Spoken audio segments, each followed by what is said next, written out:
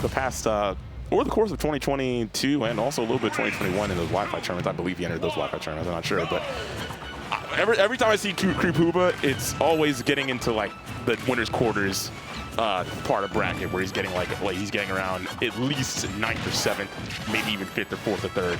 So yeah, and also it's not even mentioning the other really great Ridley here in the East Coast, Smub, who is now #1 in Virginia. But now Creepooba is definitely getting punished in a major way off these combos. This matchup gotta be horrific for Ridley. Like, this is a horror movie character, but it's a horror movie trying to get in with that big hurt box against these projectiles that Youngling's gonna be able to combo off of Pawnmaster. Using them with great efficacy and lapping Creepooba in percent. That out of shield spin attack is a factor as well. Get some big damage off of that. My God. I can't believe Young Link actually fell off. I can't believe there aren't that many Young Links in the meta. It's weird. He's always been really, really strong, but it's like, and in terms of the top level of play, you got a few really good Young Links, like, you know, like Toe, Skittles, Kobe, Click, but in terms of like top 8 majors, you don't really see him. It's weird. Creepooba kind of creeping his way back into this, no pun intended. I like the idea of the down air. Unfortunately misses, and that was a jump call out from Creepooba, getting the up smash. Wow, quite a read. It wasn't even like an out shield option because he wasn't even facing with his back turn. Yeah, Pawnmaster kind of playing a little bit more of a close quarters game when he needs to, and that's a smart idea, but now he's going back to dominating the mid-range. Creepooba is trapped on the ledge, having to get on against these arrows and boomerangs. Pawnmaster hits player 4 and 5 with the boomerang and the arrow, but Creepooba, on the other hand, finds his way back to stage, and now it's an opposite scenario with him having the stage control. But that boomerang actually does clip him on the way back. More ledge trapping is occurring. Nice use of the Nair in reaction to that ledge roll from Creepooba. What's it going to be next? Tries to go for an aerial approach this time and does find its way back. Now this is really with Rage, so honestly, it's not far off from even at this point. Trying to use the Blast Breath and find some way in, covering the ground. It'll cancel out some of those reptiles, but it's a good thing. Another ledge trap now, and finally Pawnmaster gets the stock, and he does it in a pretty unconventional way. I think that was boomerang in the forward tilt. Good stuff to him.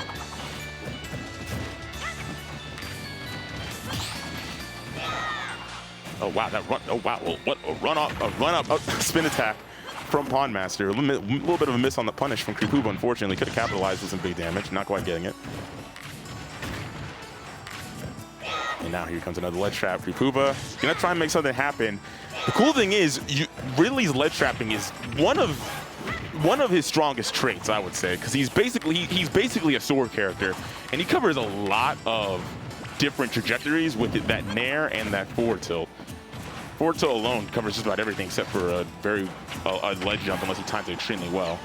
Creepooba, yet again, with his back against the wall, having a really difficult time narrowing it down in terms of kill opportunities against Pawnmaster. He gets the jump into the down there.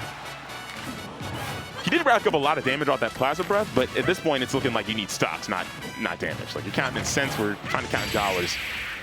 Pawnmaster stacking up some dollars with that forward tilt or forward air, catching the jump, and looking to proceed further into his winner side of bracket, because that was convincing. That was very convincing. The reason why it was convincing, it's quite simple. It's just the mastery of the mid-range game and the common Ridley struggle. Being a large individual in a game where zoners can very easily put out a bunch of projectiles and make it a bullet hell. Legitimately a bullet hell game. It's quite unpleasant for Ridley. I'm not sure what we're going to see for the counter pick. Is he going to go back to PS2? I'm not sure. I feel like, if anything, he probably want a smaller stage. Going back to PS2, that is. Smaller stage is pretty good. Smash, I'm sure that in that situation, Pawnmaster probably went ahead and banned. It's probably Smashville. That's a really good stage for Ridley. He can cover basically the entire stage with. If he's in center stage under the platform, he can cover the platform with his Nair and then cover everything else with forward tilt pretty much and Plasma Breath. So I'm sure that was the idea behind a potential Smashville ban if Pawnmaster went with that. But going back to Pokemon Stadium 2 for Game 2. Pawnmaster starting it off with a big push on that advantage shade, getting 49, almost continuing it even further beyond that. Creepooba with a reversal. Nice use of the grab there. He holds it down to get a little bonus damage on that spin attack. Doesn't quite let it cancel out by grabbing the ledge. Oh, B reverse. Pawnmaster's movement is quite nice with those with his B reverses on projectiles. Oh my God! Rita's caught him lacking, got a little bit too trigger happy with those arrows, and Creepooba with a very, very well timed forward smash underneath the arrow with a big body Ridley at that. So good stuff. That was definitely a gutsy decision from him. But it worked out in a major way. Creepooba with a pretty early kill, which you definitely want and maybe even need in this matchup. Especially since you can very easily just take so much damage and have such a hard time getting in as Ridley. Goes for the grab, ends up grabbing nothing but air. Boomerang comes in, bomb is a factor, and then using that excellent projectile coverage, Pawnmaster's gonna seal out the stock with a forward air. Just great mastery of his character. That's what we call game sense. Nice use of the nair on reaction. Yeah, Creepooba is starting to get a little bit going in terms of the ledge trapping department, getting some damage off of that. Fortunately, a little bit too slow again on another punish.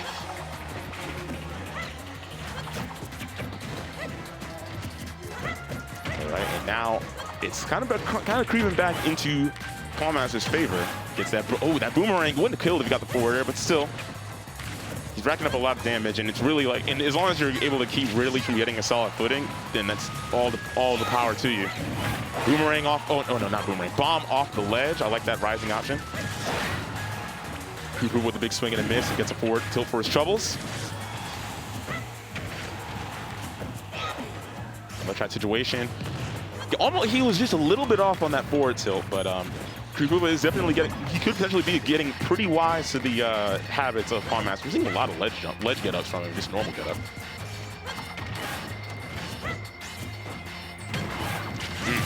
Yeah, that is really rough.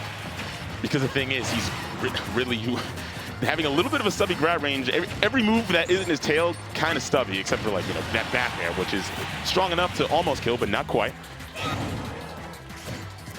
But yeah, the range advantage of those projectiles with the spin attack is such a major factor. Almost gets the Space Pirate raid, but he barely clinks with the upbeat. Nice job getting the forward air, just pursuing him even after that one missed opportunity with that projectile interference. And Creepooba has taken this down to last stock, which is definitely much of a very big improvement over what we saw last game. Gets that down there in the forward, that's 25. That's a lot of damage for a simple confirm. Nice, gets that up smash. Missed tech by Pawnmaster means big pain for him. And now Creepooba continuing to put the pressure on. He's definitely shown that it's not the stage that was the problem. He was eager to run it back to Pokemon Save, and clearly he's not quite lacking for it. Pawnmaster with a little bit of ruthless aggression, going with the playing a more sword-based approach rather than projectile-based approach. But Creepooba putting on some pressure with these forward tilts. Gonna have to be really careful not to get caught unawares. Here comes the Plasma Breath. Almost times it to catch the spin attack, but not quite.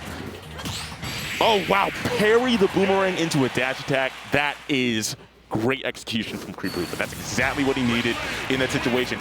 The thing is, Youngling doesn't leave a lot of opportunities and windows to be able to get that kill confirmed, but that with reactions like that, with a parry into a swift dash attack punish, that'll definitely take advantage of that situation in that one moment when he's open for a punish, and Creepooba capitalizing in a big way. Now we're going into game 3. After a very convincing game 1 victory from Pawnmaster, Creepooba manages to turn it around with a very strong performance and some clear adaptations. Tightened up his execution a bit more. Seems like he's kind of warmed up in a sense. The ledge traps got a lot more damage out of those, so that's great. And we'll see what we do in this final game. I missed the counter pick. I believe it was Kalos. I saw colors that were similar to Kalos. I wasn't quite looking. It was Kalos. Okay, my imagination was not playing tricks on me. And we'll see how this goes between these two. Game 3. This decides who proceeds into, I believe, winner's quarters. Damn, these guys are playing pretty early for it to be winner's quarters. These guys are actually top-notch players. I believe Creepooba has kind of been a bit inactive, so maybe his seeding was a little bit lower than usual, but clearly it seems like he's kind of earning his stripes here. Nice use of the side B, catching that tech situation on the platform. Covered every option. Oh, I like the idea to run off for a punish, but the bomb interference barely working. And now great job with the barely, barely, a little bit of pun intended on my part, but a very much kill intended back air from Creepooba, who's going to seal it out with a great capitalization. All that one tech situation on the platform with the side B. That was great from him. That's just solid understanding of how his character works on the stage. Oh my goodness, he gets a lot of damage off that. Almost gets another platform extension on the second stock, a repeat. Pawnmaster, this is looking like a far cry from what we saw in game one. He was very, very dominant in his game one zoning and just a sheer ability to play the range game against Creepooba, but that has definitely not been the case. For the first time this set, he gets a very well-timed forward tilt to catch the 2-frame on the up B from Pawnmaster, and yeah, Creepooba has definitely come alive. Now shield back air. Going for a lot more boomerang and arrows. Creepooba's definitely been playing a very good game in terms of dashing and shielding. He's not even holding forward. He's kind of just picking his option, picking his time, mixing up his approach, making it a little bit more difficult for Pawnmaster to be able to predict his movements. But that was a predicted ledge jump. Creepooba's definitely shown that he's willing to go for that option a lot of the time, and it's definitely a pretty good option on Ridley. Almost gets the back air off the platform. That could have been basically the set decider with the percentage that Creepooba's at. Would have had a very, very solid lead in terms of percent going into that final stock, but now Pawnmaster looks like he's kind of bringing it back into his own way, and oh my God, he almost got another follow-up off that plasma breath, catches, I've been mentioning. Pawnmaster, Creepooba kind of seems to get privy to the fact that Pawnmaster has been going for those ledge get-ups, and he definitely finds a forward tilt with the excellent timing that time.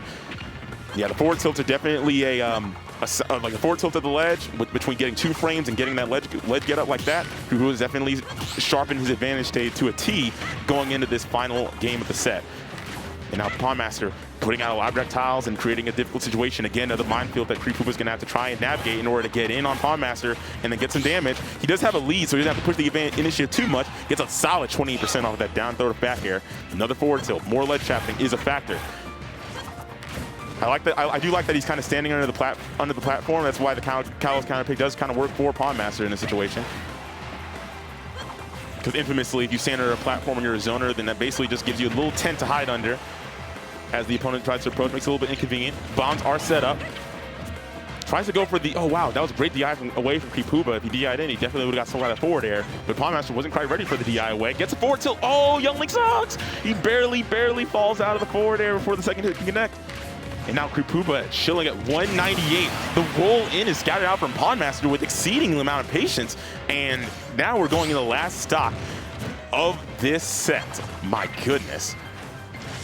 Creepooba's definitely been earning his stripes in terms of ledge trapping. And there's another great option cover. Goes for the jump that time and gets a back air for his troubles.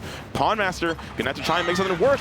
Oh wow, the last hit of that up B hits Ridley, such a big guy. Creepooba with the run-up shields now, using that nair out of shield. And now potentially another ledge trap situation. Gets a forward tilt. Oh my goodness, it barely misses by just pixels. Gets a side B, the aerial side B. Almost kills, not quite. There's the plasma breath. It nips him with just the final 2 fireballs in that sequence. The bomb explosion does save Pawnmaster on the recovery. He's trying to keep it going. Oh my goodness, nice use of the side B, but it barely whiffs. Pawnmaster not getting a very substantial punish in any capacity. Back air off ledge, and now here comes another situation where Pawnmaster could push it into a win. Oh my goodness. Now here we go. It's actually even because Youngling has rage. So all the situations, he's actually still, this is actually really bad. He's at a percentage where his kill confirms will still work, but they'll be empowered with rage. Oh, no way, a down throw kills? Down throw kills? Since when did Ridley have a kill throw? Well, apparently just now, because that is Creepooba taking it with great adaptations with a reverse 2-0, taking 2 games against Pawnmaster. That was an impressive set. That was actually wonderful. The gameplay from both those fellas was, throughout the set, it was pretty immaculate, and I'm very impressed with Creepooba's ledge trapping in those situations. He definitely got a lot out of that. I've never seen Ridley get a down throw kill. That is absurd. That is insane to me. But hey, first time for everything, right? First time for everything. I'm not sure. I'm playing now? Okay, cool. Well, I'm playing now. All right, see ya. Bait out the upbeat. Yeah. All right, I'm about to be on next on stream. I'm playing Hero. Yeah, have fun with that, bro.